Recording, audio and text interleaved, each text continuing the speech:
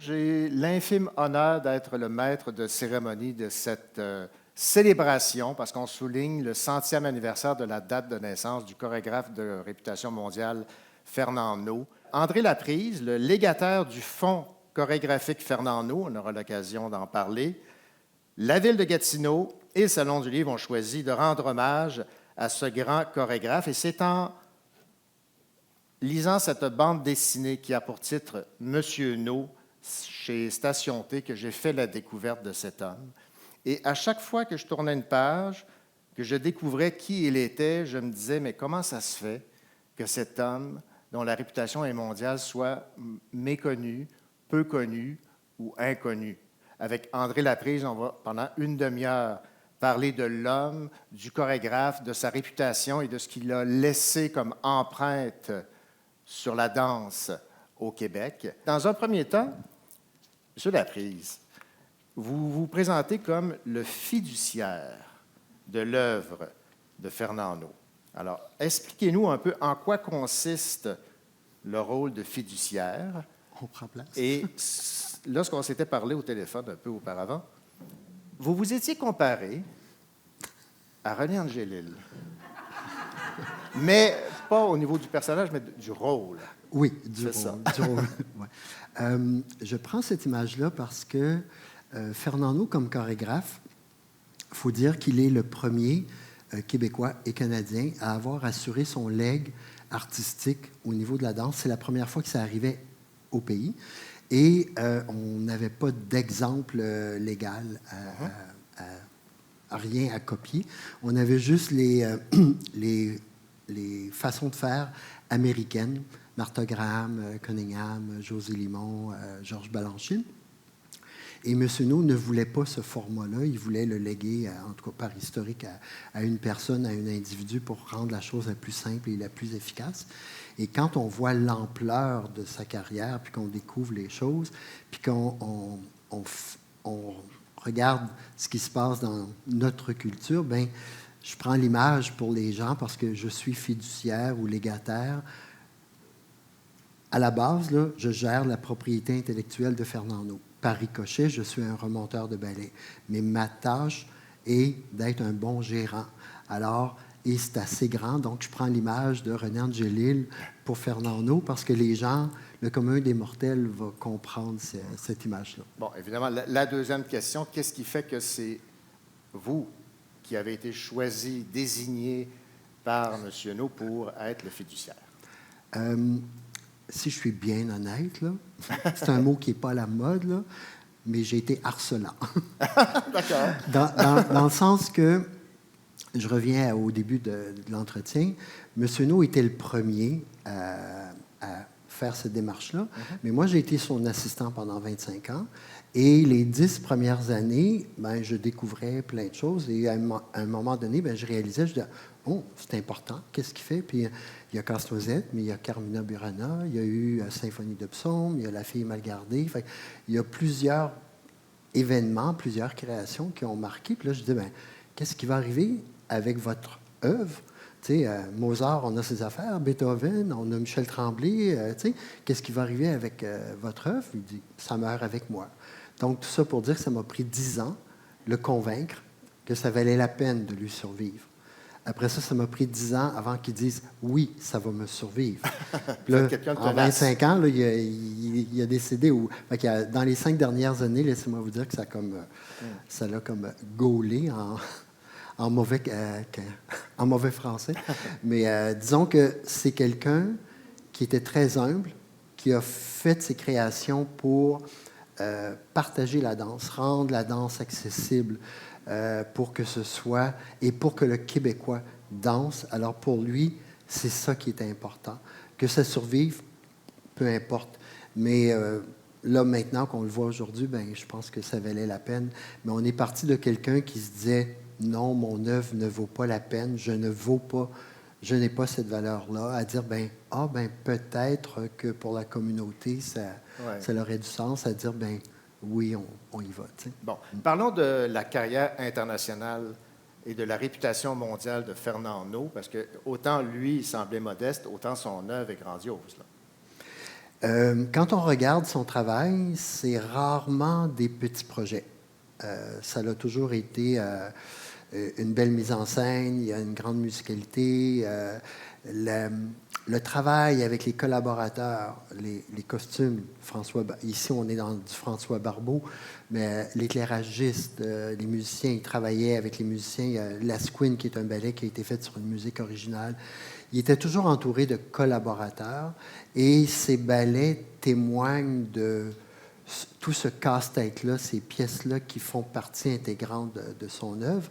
Ce qui est remarquable, c'est que souvent, et puis on peut le comparer aux musiciens, aux écrivains, et souvent, les artistes vont avoir une œuvre remarquable qui va être l'œuvre maîtresse et il va y avoir d'autres œuvres intéressantes. En chorégraphie, généralement, quand un chorégraphe a un ballet qui est populaire, il a atteint son objectif, là, ou en tout cas, il a atteint sa réputation. Mais Fernando, il y en a 3 majeurs. Il y a son Casse-Noisette qui lui survit, qui est coté comme un des meilleurs en Amérique du Nord. C'est la seule version nord-américaine qui a une présentation, un contrat depuis plus de 15 ans en Europe. Et son Carmina Burana, qui a été créé ici en 1966, qui a été le succès artistique de l'Expo 67 et qui a justifié la première subvention fédérale au Grand Ballet canadien, qui a assuré la première tournée européenne des Grands Ballets canadiens. Fait que ces œuvres, c'est toujours comme une pierre qui roule. Tommy, qui était la première fois un ballet qui était fait sur un opéra rock, qui est une compagnie de ballet faisait ça, qui est allée se produire à New York sur Broadway. On n'est pas au Lincoln Center, là, on est sur Broadway. Alors, il a défoncé des barrières, où il a élargi les choses. Symphonie de Psaume, c'est la première fois que la danse rentrait dans une église catholique en Amérique du Nord. Ça s'est fait à l'Oratoire Saint-Joseph. Fait que c'est toujours des choses comme ça, mais ça s'est fait comme tellement tranquillement dans l'histoire. Mais quand on regarde là, vous allez comprendre pourquoi que je me hyper stimule avec son 100e, parce que je me dis, ben le Cirque du Soleil qui a commencé petit puis qui fait plein d'affaires, ben reculer dans le temps, ben est-ce que l'œuvre de Fernando au sein des Grands Ballets canadiens n'aurait pas cette même importance-là? Ceci étant dit, la danse étant la danse, n'a pas le même rayonnement que la musique populaire ou le théâtre, ou on n'a pas les mêmes médiums, mais la littérature a ses défis, mais c'est une vedette, c'est une pierre angulaire dans notre milieu culturel, dans notre histoire. Parlons aussi de ce qui l'a amené à devenir chorégraphe et par la suite connaître une carrière internationale. Il y a quand même une anecdote intéressante. Il a remplacé à pied levé quelqu'un. Une chance que vous me dites ça. Je me disais, laquelle anecdote? Je vais commencer un petit peu avant. Ce qui est intéressant, ce qu'on découvre quand on va fouiller dans ces choses-là, parce que M. No est né en 1920. Il est à Montréal, dans le quartier Faubourg-Ramlas. Et déjà à cette période-là, à Montréal, la danse classique est assez bien organisée et la danse moderne est déjà très bien organisée et très dynamique. C'était déjà une plaque tournante de la danse moderne en Amérique du Nord. Puis ça, on pense que c'est aujourd'hui que c'est arrivé, mais en 1900, ben pas en 20 parce qu'il est né, là, mais quand il est parti pour New York en 1944, ben c'était déjà ça. Fait qu'il a été dans un bassin, il a été quand même assez bien formé quand il était ici. Puis c'est le Québec de ces années-là. Là. On n'est pas, c'est Duplessis et tout ce que vous voulez. Là. Fait qu'on se dit, ben voyons, ça se passait dans ce temps-là. Et il avait été, l'été d'avant, faire un stage avec American Ballet au sein de l'école là-bas. Et il était revenu, et puis, bon, comme ça. Et quand la compagnie American Ballet Theatre, qui était la compagnie émergente en Amérique du Nord, aux États-Unis, à New York, à cette période-là, viennent à Montréal, ils font un spectacle, il y a un danseur qui se blesse, ils ont besoin d'un danseur, ils disent « Ah oui, on connaît le Québécois qui est venu l'été passé, etc. » M. No avait une musicalité extraordinaire, mais une mémoire phénoménale. Alors, il voyait quelque chose, il était capable de le chanter, de le danser, de le raconter, de tout ce que vous voulez. Donc, remplace à pied levé, fait que ça se passe souvent comme ça. Là, ils ont dit, on aime ça, on aimerait t'offrir un contrat pour 6 mois à New York. Ça a duré 21 ans. Voilà. Et il a dansé dans la compagnie. Il était probablement, parce qu'on n'a pas beaucoup d'infos, mais il était probablement un excellent corps de ballet et danseur soliste, mais pour les rôles de caractère. On est dans la période là, de remontage classique et tout. Et ces rôles-là font qu'on touche à tout. Les stars de... Si vous allez voir un ballet, ben la soliste ou le soliste, les couples principaux, là, ils sont très, très spécialisés dans ce qu'ils font. Quand on est corps de ballet ou on fait les rôles plus théâtraux, là, on touche à tout. On développe une versatilité puis une flexibilité incroyable. Donc, lui, c'était son talent. Rappelez-vous qu'il avait une mémoire de musicalité incroyable. Et donc, il a gravi les échelons. Quand il a cessé de danser, il est devenu... Eux, ils appelaient ça régisseur, mais c'est répétiteur, encadrer les gens et tout. Ce qui est fascinant, c'est que American Ballet Theatre, dans le temps, quand il est arrivé dans les années 40, en 44, la compagnie devait avoir 5-6 ans d'existence. Fait que c'était une compagnie émergente et tout, mais qui a ramassé à peu près la crème de la crème du restant de la guerre, de la Deuxième Guerre mondiale, qui s'est envenue à New York. Fait que les stars de ballet, chorégraphes et tout ce que vous voudrez étaient dans cette compagnie-là. Fait que lui, il a été dans un bassin où la tradition européenne arrivait à New York. New York était un bouillon d'innovation. Alors, les deux cultures, les deux dynamiques étaient ensemble au sein de cette compagnie-là. Et l'autre chose, c'est que la compagnie, pendant les périodes de relâche, permettait que les danseurs se distribuent à travers les États-Unis pour aller aider dans les villes, dans les communautés, ce qu'ils appelaient les civic ballets. Fait que ce que vous voyez aujourd'hui, le Boston Ballet, bien, c'était le Boston Civic Ballet, et c'était des danseurs d'American Ballet qui allaient là, qui devenaient chorégraphes, qui aidaient à monter toutes ces choses-là. Fait que les grandes compagnies en Californie, à Atlanta, à tout ce que vous voudrez, ça vient majoritairement de ce rayonnement-là. Et quand M. No a quitté New York, 21 ans, quand Mme Shrieff est allée le rechercher, bien, Montréal, les grands ballets étaient à peu près la même chose qu'au début, American Ballet Theatre. La compagnie avait 4-5 ans. Elle avait besoin de chorégraphes pour donner une signature, donner une couleur, donner une identité. Et elle voulait que les Québécois dansent. Donc, d'avoir un chorégraphe de cette expérience-là qui arrive et qui fasse ça, qui avait ce génie créateur-là, bien, ça a fait ça. Fait que j'ai fait un grand détour. Vous vous êtes donné aussi comme mission de faire en sorte que le Québec conserve son patrimoine artistique en danse. Ça, c'est important, là. Oui. Oui, je pense que oui. Oui. Humblement, reculons, là, quand j'ai commencé à être assistant de M. No, ben, de travailler auprès de quelqu'un de cette ampleur-là, je me dis, ah ouais, c'est le fun. À un moment donné, je réalise le poids que c'est, puis de dire, bon, ben, coudonc, on a notre culture à nous aussi. Il faut faire le parallèle. Je ne peux pas dire dans votre milieu... non, dans le milieu littéraire, c'est un peu la même chose. J'ai été à l'école quand même, j'ai été en littérature. On va nous faire lire les grands écrivains, les grands poètes avant nous pour s'inspirer, puis ça devient une base sur laquelle ça crée notre identité autant nationale qu'internationale. Et en danse, quand on est à l'école de danse, ben, on apprend le répertoire, on apprend le lac des cygnes, on apprend, tu sais, mais tout ça vient d'ailleurs, vient d'Europe.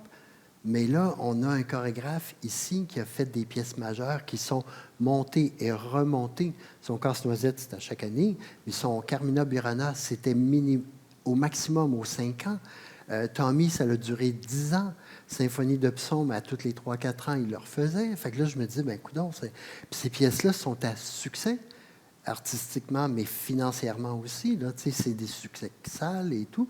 Fait que là, je me dis, ben coudonc, Lac des Cygnes, pour nous autres, c'est peut-être son Carmina Burana, c'est peut-être son Casse-Noisette.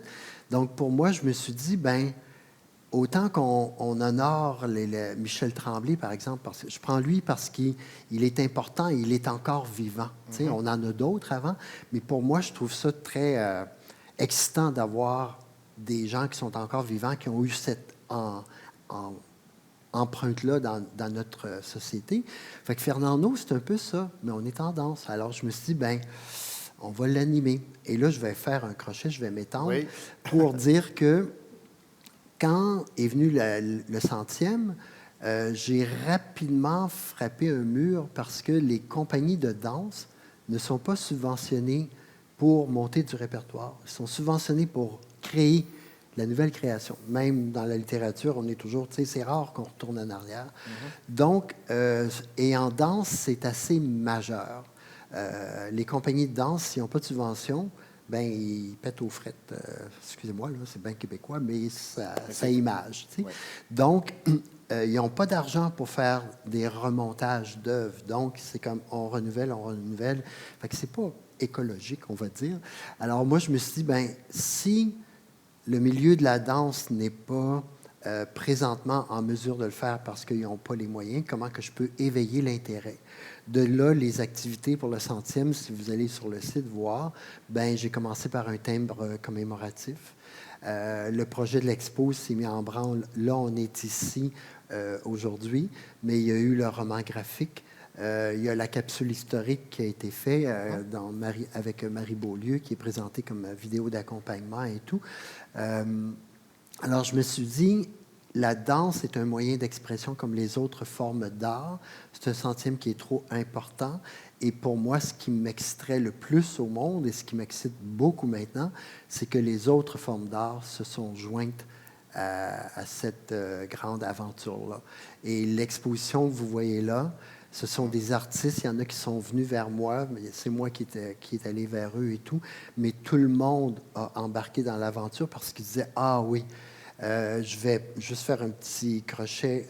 Madame Rivet, qui est là, quand on a parlé de l'aventure, a dit « Ah oui, OK, le roman graphique, comment qu'on peut faire? » C'était pas comme « Non, c'est trop compliqué. » C'est comme « Ah oui, ça m'intéresse. Comment? Qu'est-ce qu'on peut faire? » Et Lisanne, qui est la nouvelle... Quand elle m'a référé à Lisanne, puis elle a dit « Ah oui, puis Lisanne, là, je vais faire un gros merci puis une grosse surprise parce là, que Lisanne, elle est là, elle est là. Ah, elle est là! Oh! Je pense. Donc, Lisanne me suggère l'idée des 4 poètes qu'on va avoir tout à l'heure. J'avais jamais pensé à ça. Et pour moi, c'est juste un cadeau de la vie, là, tu sais. Et depuis que j'ai initié le 100e, c'est comme ça tout le temps. Les gens, peu importe la discipline, embarquent. Donc, pour moi, ça vient un peu endosser le fait que c'est pas juste Fernando, c'est ce patrimoine-là qui nous appartient, qui est un patrimoine artistique qui est dans différentes disciplines, ben il fait partie de notre identité et je trouve ça important.